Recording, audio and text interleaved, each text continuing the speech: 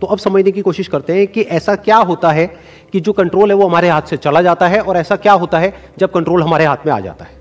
जब भी हम एक्सटर्नल फैक्टर्स की बात करते हैं कि मैं ये नहीं कर पा रहा इस वजह से, उस वजह से, उस वजह से, जो कि मेरे कंट्रोल से बाहर है, तो हमारे हाथ से कंट्रोल चला जाता है।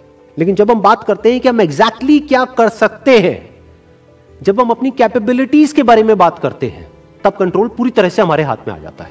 जब हमारा फोकस उन रीजंस पे नहीं होता है जिनकी वजह से हम वो नहीं कर सकते हैं जो हम करना चाहते हैं, बल्कि उस जगह पर होता है कि जिस वजह से हम वो कर सकते हैं जो हम करना चाहते हैं, तब हम अंदर से मोटिवेटेड होते हैं।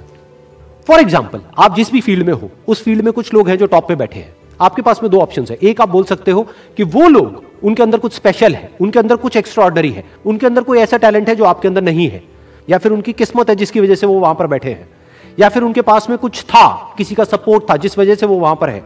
अगर इसमें से ऐसा आपने कुछ भी बोला तो आप फंस गए। अब आप मोटिवेटेड नहीं रह सकते उस काम को करने के लिए जो आप काम कर रहे हो, क्योंकि अब कंट्रोल आपके हाथ से बाहर है।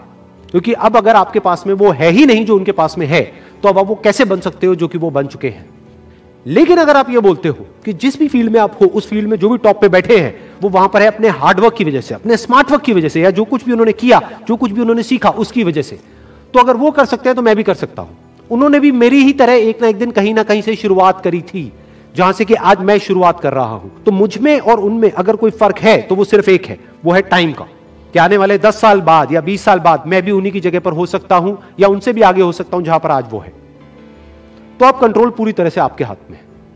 तो हमारे पास में हमेशा ये दो ऑप्शंस होते हैं, एक कि हम कंट्रोल को अपने हाथ से छोड़ दें, और दूसरा कि कंट्रोल हम पूरी तरीके से अपने हाथ में ले लें। एक कि कंट्रोल हमारा बाहर हो, एक है कंट्रोल हमारा अंदर हो।